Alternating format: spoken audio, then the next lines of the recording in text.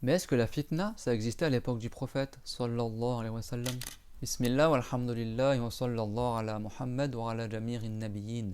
La réponse est bien sûr que oui, que la fitna, les mauvaises mœurs, les corruptions et les désirs interdits, la fornication, ça existait à l'époque du prophète et ça existait avant même l'époque du prophète alayhi salatu wassalam. C'est bien pour ça que Allah Ta'ala a ordonné aux femmes musulmanes à l'époque du prophète et leur a conseillé en disant Wala tabarrujna tabarruja al-jahiliyyatil ula. Ça veut dire n'exagérez pas dans vos embellissements et vos ornements, ô vous les femmes, tout comme les faisaient les femmes à l'époque de la première jahiliya.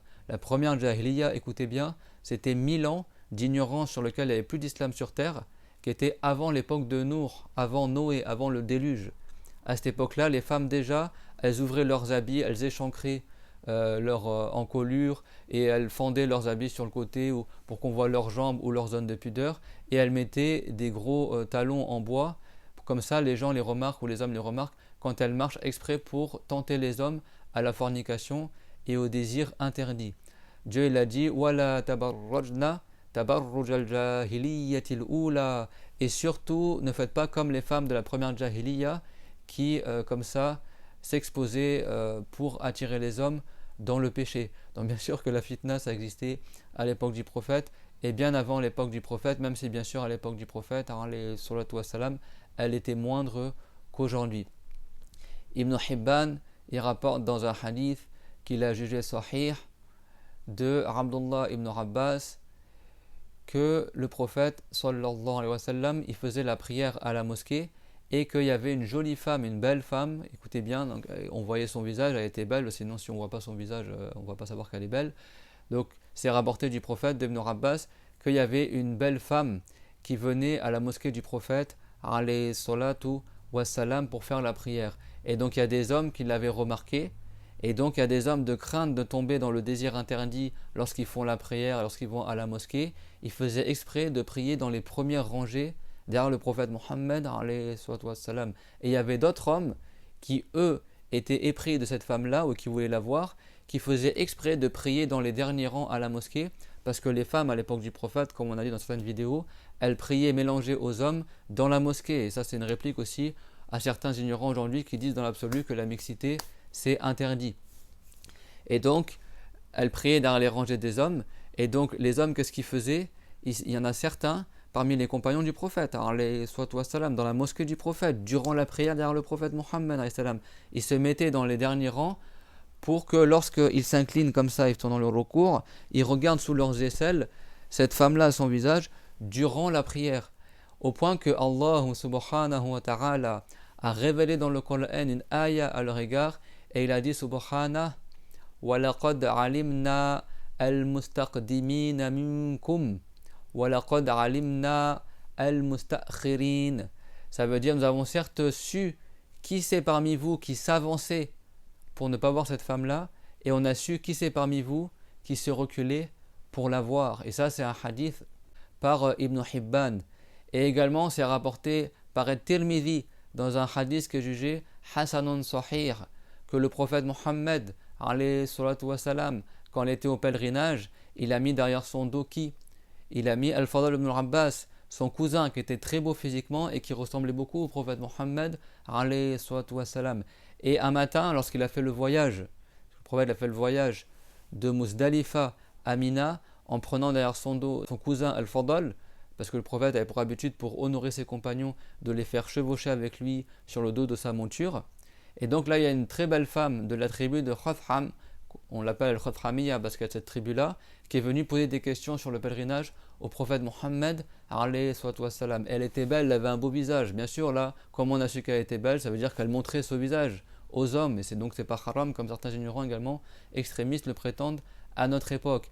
Elle a posé des questions au prophète alayhi salam, et elle a remarqué le cousin du prophète, et comme quoi il était très beau, donc elle s'est mise à le regarder. Et le cousin du prophète également, et s'est mise à regarder cette femme-là, Khathamia, qui était très belle également. Le prophète Mohammed alayhi salam, il a craint qu'il se passe quelque chose, un désir interdit entre les deux. Donc qu'est-ce qu'il a fait?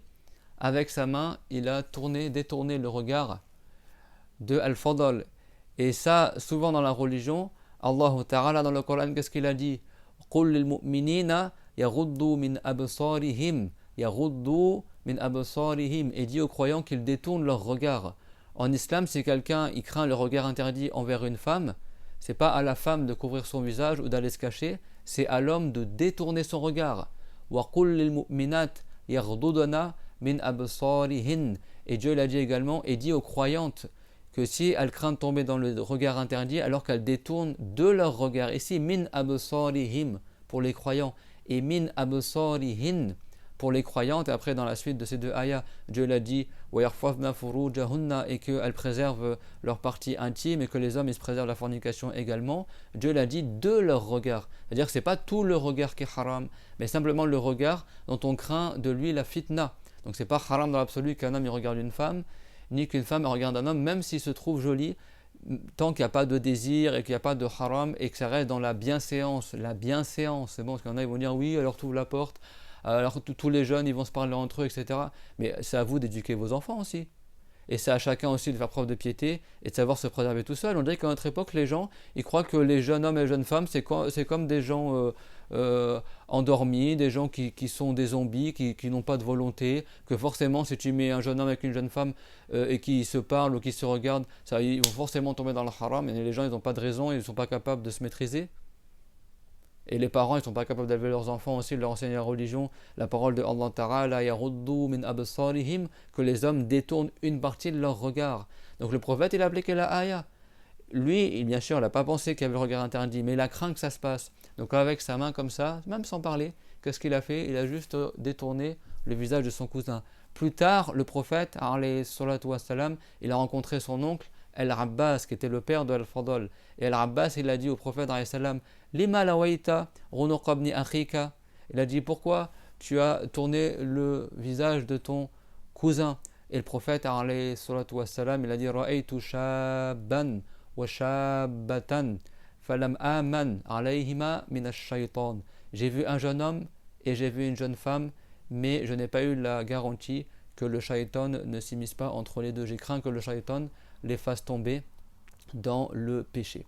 Donc le prophète Mohammed alayhi salam, tout comme il le rapporte l'imam Ahmad Hanbal, il a dit La tamna'u ima Allahi masajid Allah. N'interdisez pas aux femmes d'aller à la mosquée. Et dans la suite du hadith, il a dit Wa yakhrujna tafilat, mais que si les femmes vont à la mosquée, alors qu'elles s'habillent d'une manière qui est raisonnable, d'une manière qui est bienséante et qui sied au statut de la mosquée et au statut de la prière, une manière qui n'est pas trop embellie, qui n'est pas trop attirante, parce qu'elles vont à la mosquée pour faire un acte d'adoration et pas pour attirer les hommes. Et tout comme également il y a la fitna avec les femmes, il y a aussi la fitna avec les hommes, et il y a des très beaux hommes aussi à l'époque du prophète ou à l'époque des compagnons dont les femmes tombaient amoureuses, et c'est pas pour autant que le prophète il a interdit aux gens d'aller à la mosquée ou de se mélanger, etc. Et jusqu'à aujourd'hui, les gens dans le pèlerinage, ils sont ensemble autour de la Kaaba, et des fois il y a même des femmes qui des fois se collent aux hommes durant le tawaf, et pourtant personne n'a jamais interdit que les gens ils fassent ce pèlerinage mélangé aux femmes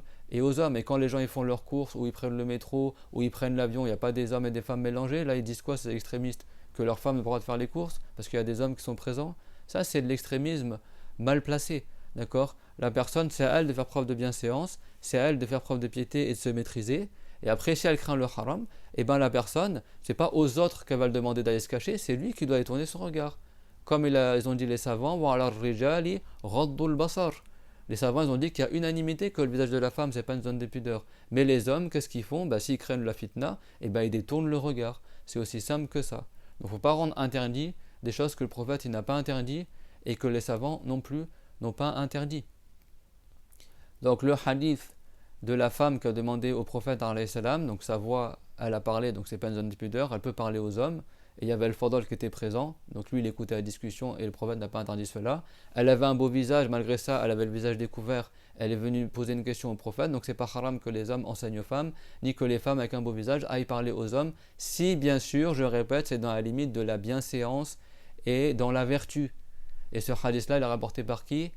Par At-Tirmidhi, et c'est un hadith qui est Hasanun Sahih, et l'autre hadith il est rapporté par Ibn Hibban, et c'est un hadith également qui est confirmé, qui est le hadith qu'il y a des compagnons qui faisaient en sorte de prier dans les derniers rangs pour voir cette jolie femme. Et sachez qu'à l'époque du prophète, le prophète a, pour certaines femmes ou certains compagnons, pour un compagnon qui s'appelait Mahariz et pour une autre femme aussi, il a déjà appliqué des peines pénales pour la fornication.